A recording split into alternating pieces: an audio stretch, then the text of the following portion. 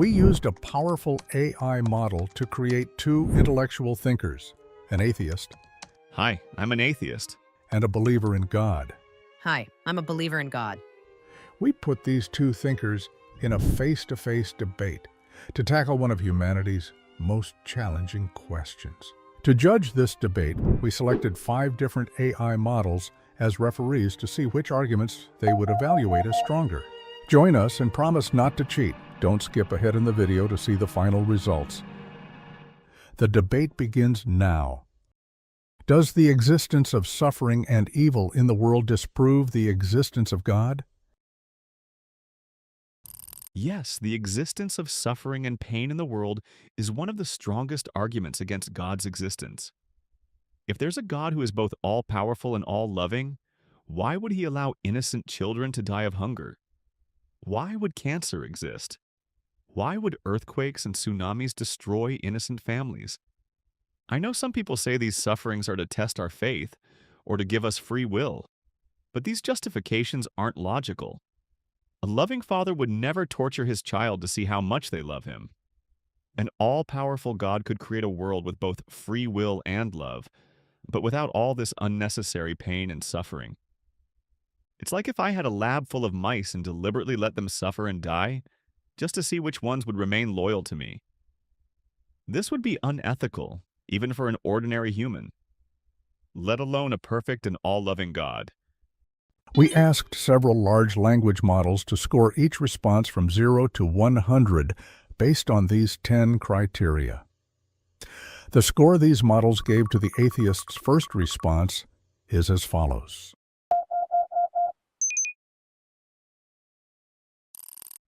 I don't deny the suffering that exists in the world, but this suffering isn't proof that God doesn't exist. In fact, without God, we couldn't even say something is bad or unethical. When you say innocent children suffering is bad, you're using a moral standard that itself needs a transcendent source. Consider your mouse lab example. Why do you think harming mice is wrong? In a world without God, we're all just collections of atoms that randomly came together. In this view, suffering and pain have no real meaning. They're just chemical reactions in the brain. Besides, we can't be sure that God doesn't have good reasons for allowing this suffering, like a child who doesn't understand why their parents allow them to get a painful vaccine. From our limited perspective, we might not understand all divine wisdom.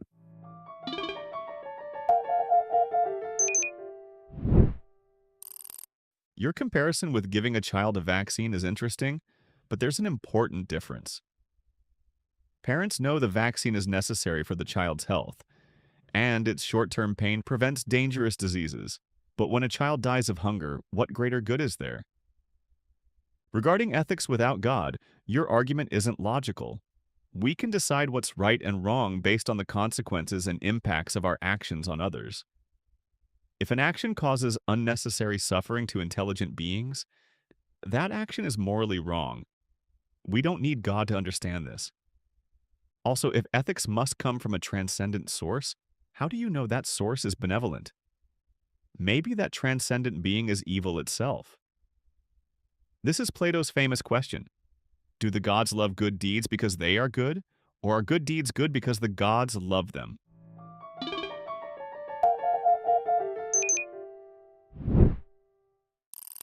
Let me address your final point about Plato's dilemma. I believe goodness and God are inseparable. It's like asking whether a circle is round because it's round or because that's the definition of a circle. God is the embodiment of absolute good, so he can't be evil. Regarding the example of starving children, it's true we can't see the greater good, but that doesn't mean it doesn't exist. You're drawing a general conclusion from our limited knowledge. It's like an ant saying that because it can't understand why humans destroy its nest to build a hospital, there must be no good reason. About ethics without God, the problem is you can't explain why we should care about others' welfare. In a materialistic world, why should the suffering of others matter to me? This becomes just a personal preference, not an objective moral truth.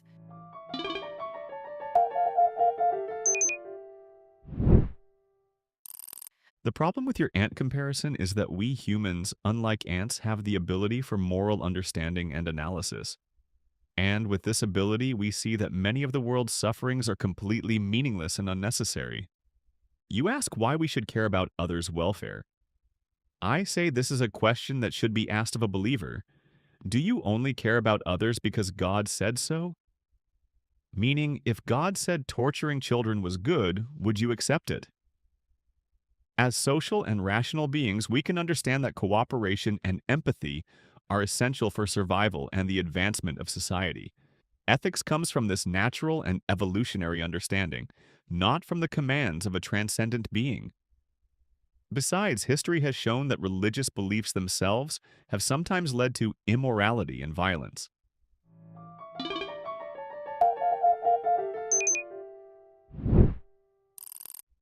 Your argument about the social and evolutionary origin of ethics has a fundamental problem. Evolution can only explain why we feel certain actions are right or wrong, not whether they actually are right or wrong. It's like saying that because evolution made us like sweetness, eating sweets is a moral truth. Regarding your question about torturing children, you're making an impossible assumption. It's like asking what would happen if 2 plus 2 equaled 5. God can't say torturing children is good because that contradicts his nature of being absolutely good.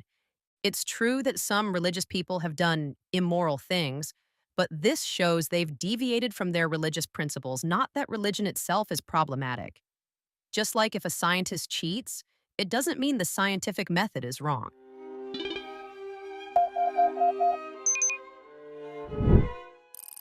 It's interesting that you say my example of child torture is an impossible assumption, because the very God you're talking about is allowing children to suffer right now.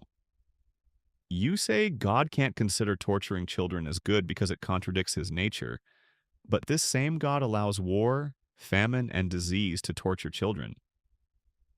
The 2 plus 2 equals 5 example isn't accurate either.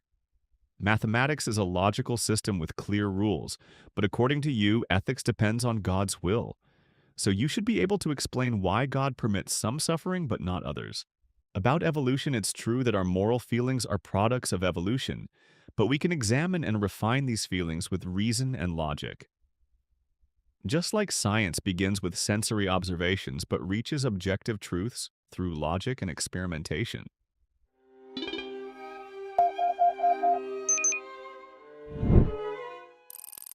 You're comparing natural suffering with intentional suffering, which isn't right. When someone deliberately tortures a child, that's different from when a natural disaster happens. It's like the difference between someone deliberately setting your house on fire versus lightning causing a fire. Regarding the difference between mathematics and ethics, this actually confirms my example.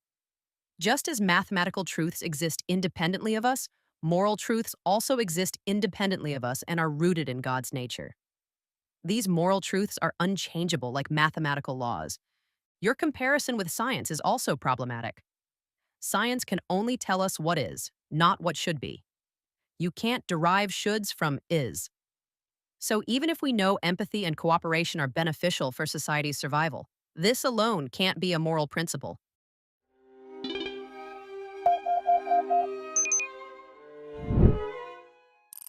The distinction you make between natural and intentional suffering actually works against God's existence.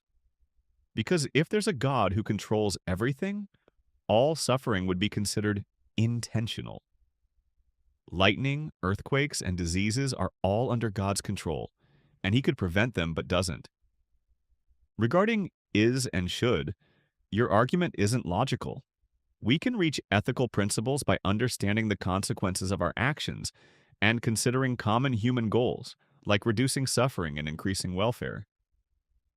It's like when we know the goal of chess, winning the game, we can understand which moves are good and which are bad. Your claim that ethics is unchangeable like mathematics contradicts religious history. Different religions, and even a single religion over time, have had different interpretations of ethics. This shows that religious ethics isn't fixed and changes with society.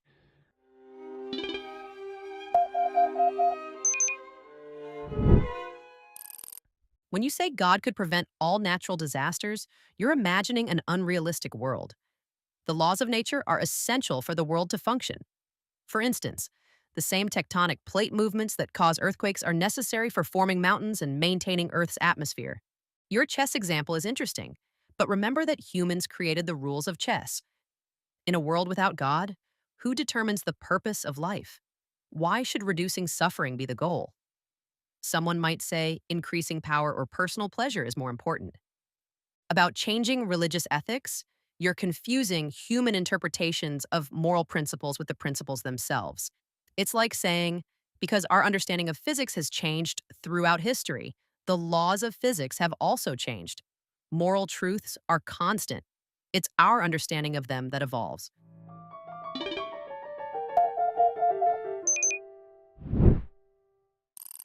About the necessity of natural laws?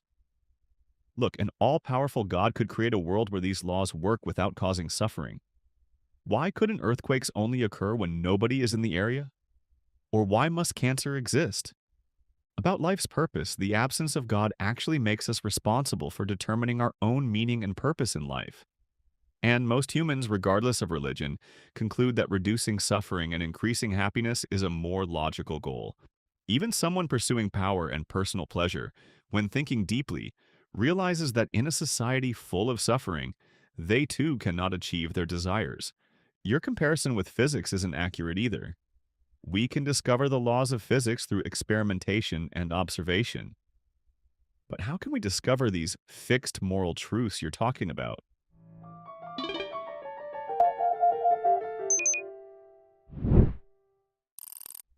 You've asked a very good question about discovering moral truths. We can reach these truths through a combination of reason, moral intuition, and divine revelation. Just like understanding reality requires not only our five senses, but also reason and logic. But let's return to the laws of nature. You say God could create a world where earthquakes only happen in uninhabited areas. But this means God would have to constantly interfere with natural laws. It's like a programmer constantly modifying their code. The result would be an unstable and unreliable system.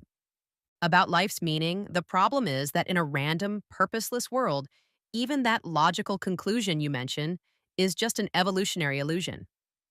Why should we trust the conclusions of a brain that evolved only for survival?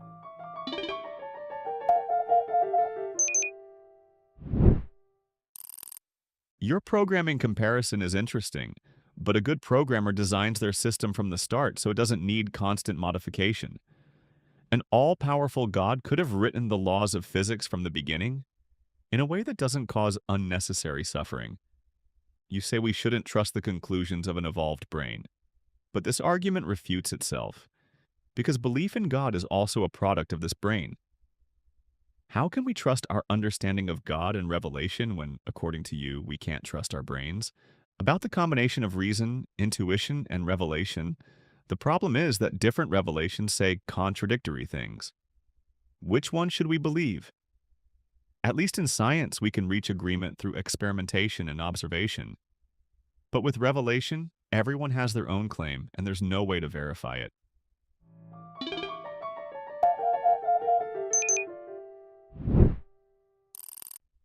You've made a good point about contradictions between different revelations.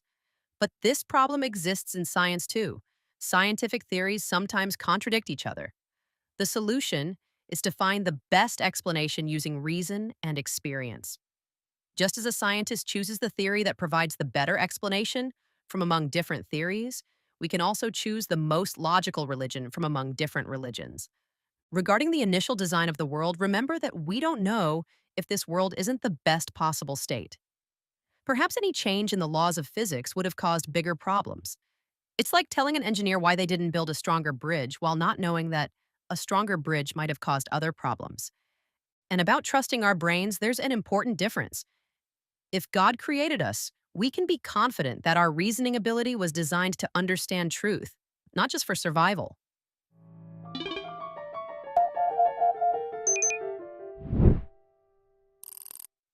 Your comparison between scientific theories and religious revelations isn't accurate.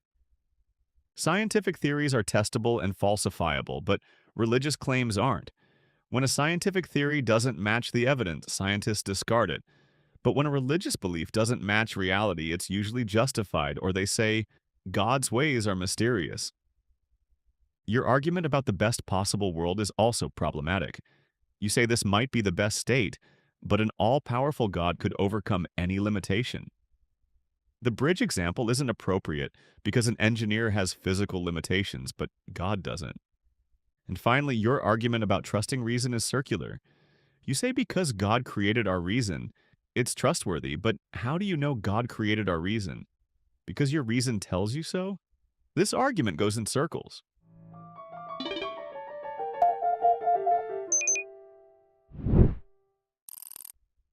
It's true that scientific theories are falsifiable, but many religious beliefs can be falsified too.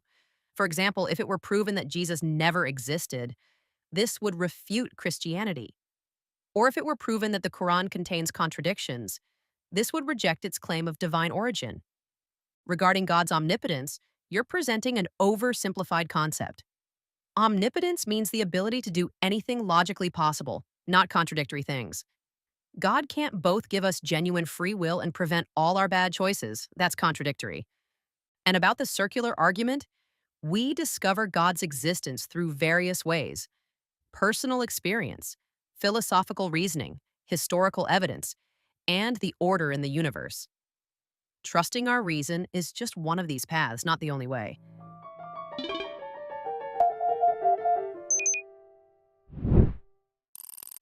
The problem is that the personal experiences you mention exist in all religions. A Hindu would say they've experienced Krishna. A Buddhist would say they've reached nirvana. These experiences can't all be true simultaneously. Regarding falsifiability, your examples aren't accurate. Even if it were proven Jesus didn't exist, many Christians would say faith in the spiritual meaning is more important than historical reality. Or if contradictions were found in sacred texts, they'd say we need to find the correct interpretation. And finally, the order in the universe you talk about could be the product of natural processes. Darwin showed that even the most complex organisms can emerge without an intelligent designer. We no longer need to assume God's existence to explain the order in nature.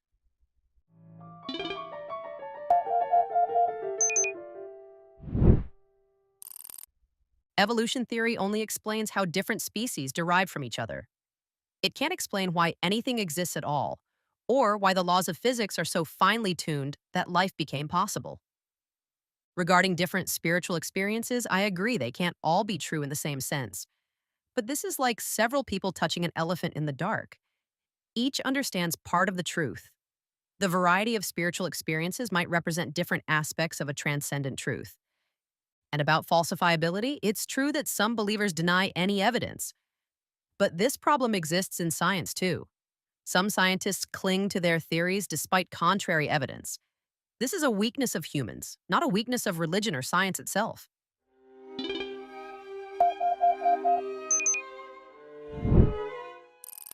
Your comparison of the elephant story and religious experiences is problematic. In this story, there's a real elephant that everyone is touching. But with religious claims, you first need to prove that there's actually something to touch. Regarding the fine-tuning of physical laws, there are two problems.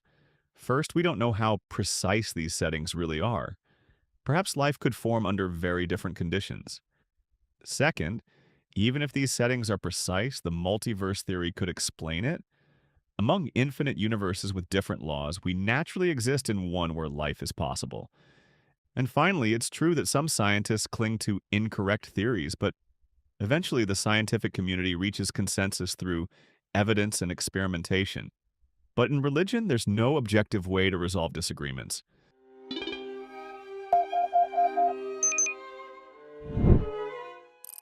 The multiverse theory you brought up has serious problems itself. First, there's no way to test or prove it. Exactly the same criticism you make of religious beliefs. Second, even if it's correct, it still can't explain why anything exists instead of nothing. Regarding the elephant comparison, you're confusing the premise with the conclusion. I'm not trying to prove God's existence with this example, but rather showing that the diversity of religious experiences doesn't necessarily mean they're all wrong. And about scientific consensus, don't forget that many of today's scientific truths were once rejected by the majority of the scientific community. Consensus isn't always a sign of truth. Sometimes a minority that has reached the truth must stand against the majority.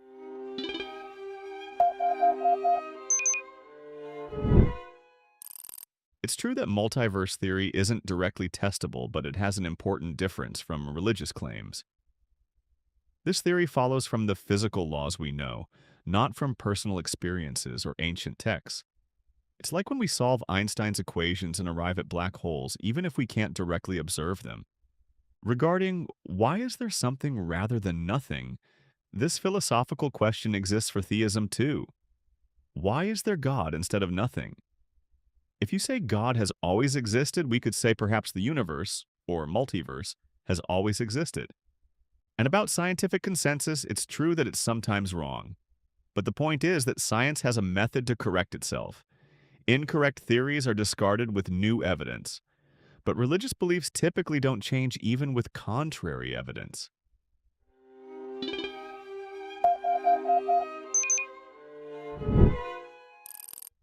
About multiverses and physical equations. The point is that these equations only describe what exists, not why it exists. Even if we understand how a multiverse works, we still don't know why these equations and laws exist. You ask why God exists instead of nothing. The difference is that God is, by definition, a necessary being, meaning he cannot not exist. It's like we can't ask why 2 plus 2 equals 4. But the material world could not exist or could be different. And about changing beliefs, religions have actually changed throughout history too. For instance, our understanding of sacred texts has deepened with scientific progress. The difference is that in science, surface realities change. In religion, our understanding of deeper truths deepens.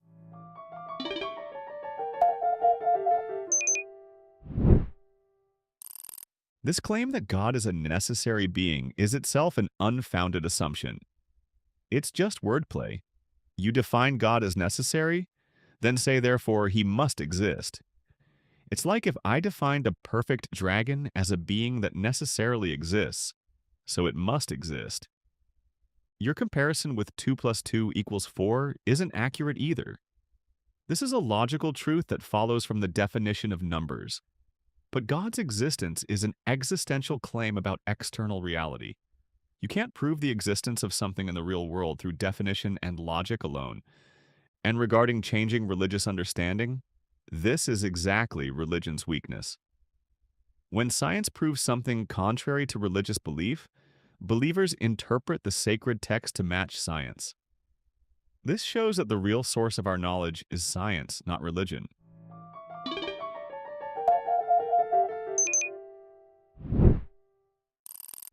Your perfect dragon example is interesting, but it has a fundamental difference from the concept of God.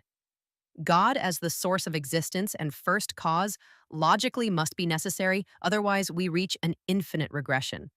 It's like the difference between real and imaginary numbers. Real numbers are necessary by their definition, but a dragon is a contingent being. Regarding the interpretation of religious texts, this isn't necessarily a weakness. Science also interprets old theories with new data. For example, when relativity came along, our understanding of time and space completely changed. This shows that truth is more complex than our initial understanding. And finally, science can't answer all our questions.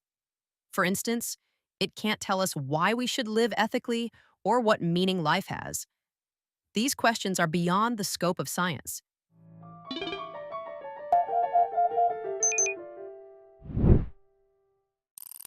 It's true that science can't directly answer questions of meaning and ethics, but it can help us better understand why we ask these questions. Scientific studies show that the search for meaning and ethics is part of human brain evolution. We don't need to assume a transcendent being put these questions in our minds. About the first cause and infinite regression, why can't God be part of this regression? If everything needs a cause, God must have a cause too. If you say God doesn't need a cause, why can't the universe or the laws of physics exist without a cause? And about changes in science and religion, there's an important difference. Change in science is based on new evidence, but change in religion is usually a reaction to external pressure. Science says, this new evidence shows we need to change our theory. Religion says, we need to interpret the sacred text in a way that matches science.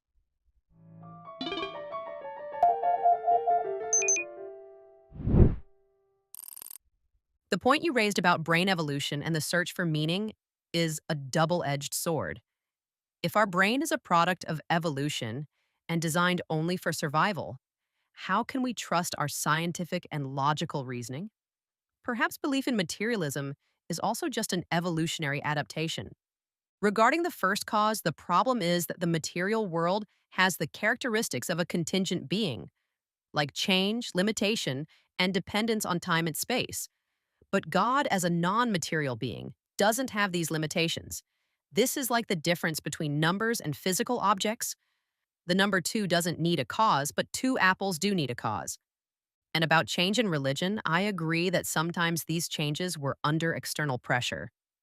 But this shows that religion can adapt itself to truth, not that it's completely wrong.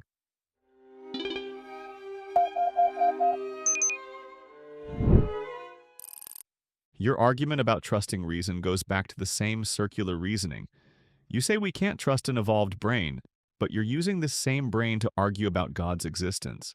In fact, our ability to discover scientific truths and build technology shows that our reason, even if a product of evolution, can reach truth. Your comparison of God with the number two is also problematic. Numbers are abstract concepts, not real beings. The number two has no cause because it doesn't have physical existence. It's just a concept we defined. But the God you're talking about is supposed to be a real being that affects the world. And about religion adapting to truth, this precisely shows that religion follows science, not guides us toward truth. If religion really came from the creator of the universe, it shouldn't need so many changes and reinterpretations.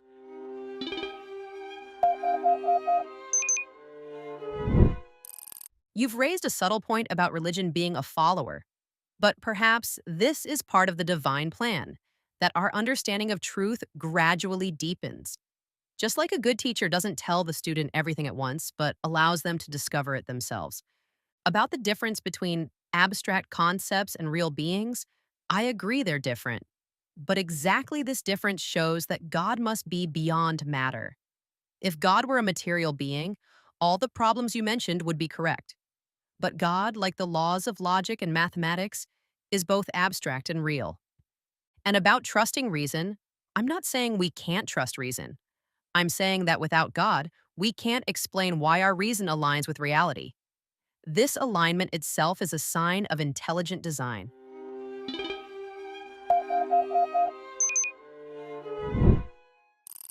The teacher and student example can't be a good justification for changes in religion. A good teacher never gives incorrect information to their student that later needs correction. But sacred texts are full of incorrect scientific claims that later need to be reinterpreted. About God being both abstract and real, this is a contradiction. Mathematical laws merely describe logical relationships, not real beings. You can't say God is abstract like mathematical laws and also say he can intervene in the world and answer prayers. And about the alignment of reason with reality, this is exactly what evolution explains. Beings that didn't have a correct understanding of reality couldn't survive and reproduce. We are the product of millions of years of natural selection that has aligned our brain with reality.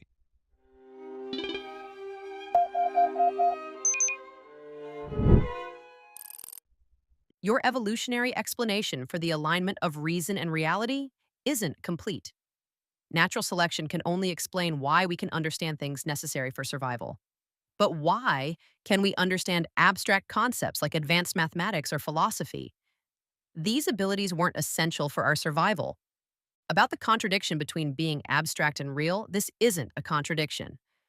God can be beyond matter but interact with the material world, just like our mind, which is non material, can affect our physical body. And regarding scientific errors in sacred texts, we must consider that the purpose of these texts was spiritual guidance, not scientific education. If these texts had been written in today's precise scientific language, they would have been incomprehensible to their original audience.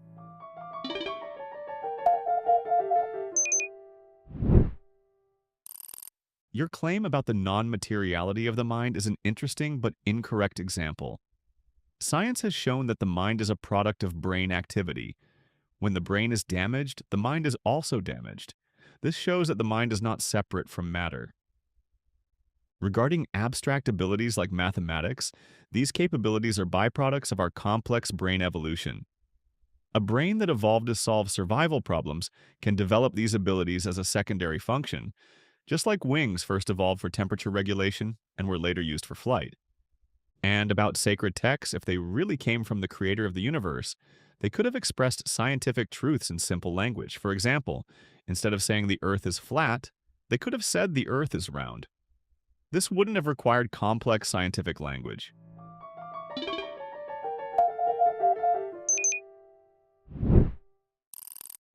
The evolution of mental capabilities has an important difference from the evolution of wings.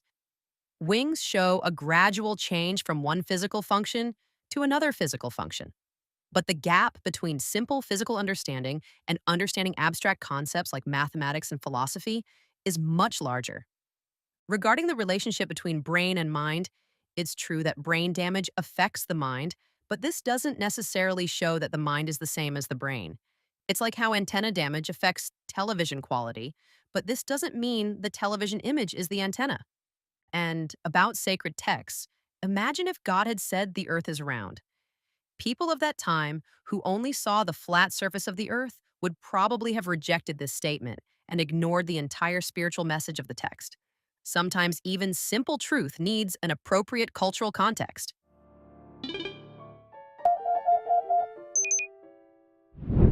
In this debate, both sides scored high on their argumentation, with the atheist side having a slight edge. Keep in mind that the content of this debate, and consequently the scores, depended on the initial prompt and the evaluation criteria. The goal was to see how two large language models debate with each other, and in the process, perhaps we as humans could learn something from this discussion. I hope that was the case. Subscribe here for more videos.